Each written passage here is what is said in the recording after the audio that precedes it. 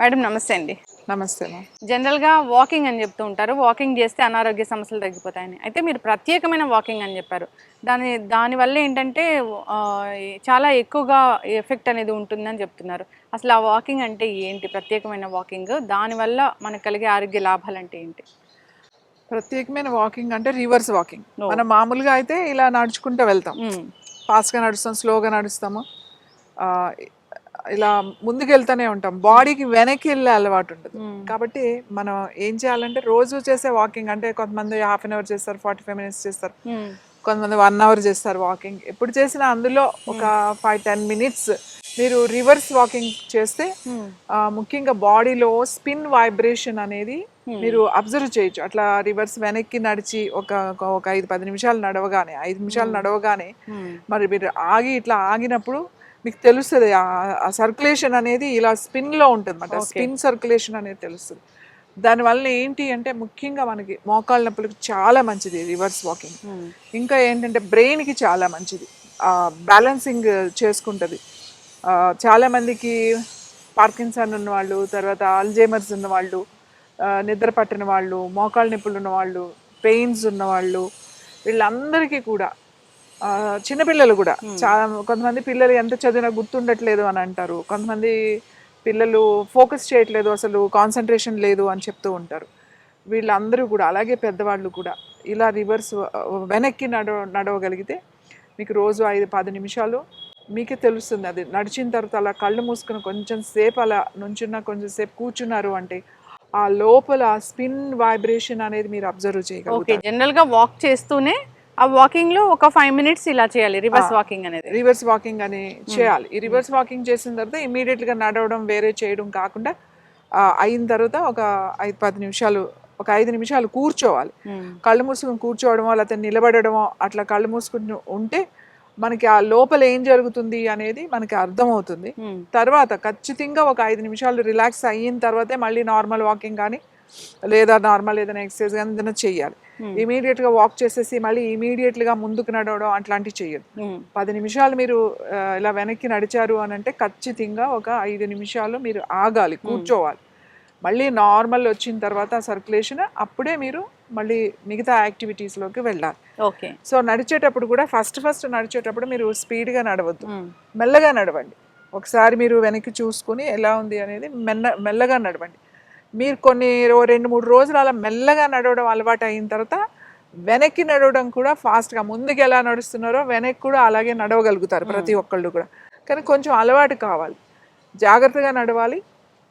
ఫస్టే వెనక్కి వెనక్కి పడిపోయి అటు ఇటు పడిపోయి అట్లా బ్యాలెన్స్ లేకుండా అట్లా చేయకండి. మెల్లగా నడవడం అలవాటు చేసుకోండి. తర్వాత మెల్లగా పెంచుకుంటూ వెళ్ళండి. ఓకే. సో, నడిచేటప్పుడు హ్మ్. మీకు కంఫర్టబుల్‌గా మీరు వెనక్కి ఒకసారి అట్లా వెనక్కి చూస్తాం, మనకి అటు ఎవరైనా ఉన్నారా అనేది చూసుకోండి. హ్మ్.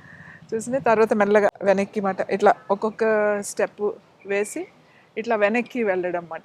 చేతులు 2 మామూలుగా ఇలా కిందకు వదిలేసేయండి. ఓకే. మనం ముందుకు నడిచేటప్పుడు చేతులు ఎట్లా ఉంటాయో అలాగే హ్మ్. వెనక్కి నడిచేటప్పుడు కూడా హ్యాండ్స్ అట్లానే ఉంటాయి.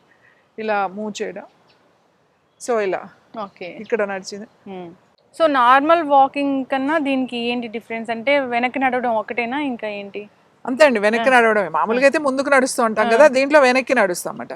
వెనక్కి అలవాటయిన తర్వాత అంటే ఇప్పుడు చూడండి చాలా ఫాస్ట్‌గా హ్మ్. వెనక్కి కూడా చాలా ఫాస్ట్‌గానే ఎళ్తామన్నమాట. ఓకే. హ్యాండ్స్ ఇట్లనే ఫ్రీగా పెట్టుకొని వెనక్కి కూడా అట్లా.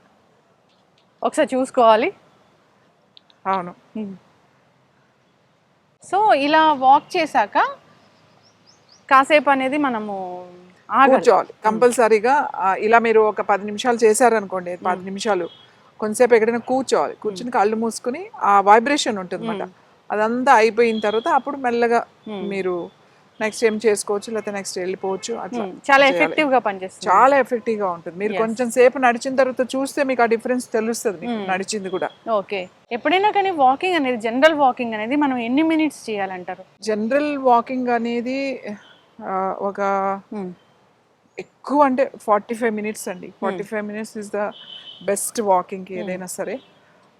వాళ్ళ దాన్ని బట్టి హ్మ్. ఇప్పుడు చాలామందికి మోకాళ్ళ నొప్పులు అవి ఉంటాయి. హ్మ్. వాళ్ళు మరీ ఎక్కువ నడవకూడదు. హ్మ్. ఏదో 20 మినిట్స్ అట్లా నడవాలే తప్ప ఎక్కువ కిలోమీటర్లు ఎక్కువ నడితే అవి ఇంకా అరిగిపోతూ ఉంటాయన్నమాట. హ్మ్. సపోజ్ బ్యాక్ పెయిన్ ఉన్నవాళ్ళు, వాళ్ళ ఊరికే 15-20 మినిట్సే తప్ప అంటే ఇష్యూస్ని బట్టి అంత ఫిట్గా ఉన్నారు 1 అవర్ ప్రాక్టీస్ చేసేవాళ్ళు చాలా మంది ఉంటారు రెగ్యులర్గా, అలాంటి వాళ్ళు చేయొచ్చు. కానీ ఎక్కువ నడవడం వల్ల కూడా మన మోకాళ్ళు అరిగిపోతూ ఉంటాయి. మనం స్ట్రెంథన్ చేసుకోవాలి, మూమెంట్ ఇవ్వాలి. కాబట్టి ఒక హెల్దీగా అన్ని ప్రాబ్లం లేదు అంటే 45 minutes is the best walking. అందులో ఓ 10 నిమిషాలు రివర్స్ వాకింగ్ అనేది చేయాలి. రివర్స్ వాకింగ్ చేయండి. మెమరీ అనేది బూస్ట్ అవుతుంది, మోకాళ్ళ నొప్పులు అనేవి తగ్గుతాయి. సో దీని స్పిన్ వైబ్రేషన్, బాడీలో బ్లడ్ సర్క్యులేషన్ ఇలా ఉంటుంది అన్నమాట, అది తెలుస్తుంది. బ్లడ్ సర్క్యులేషన్ బాగా అవుతుంది.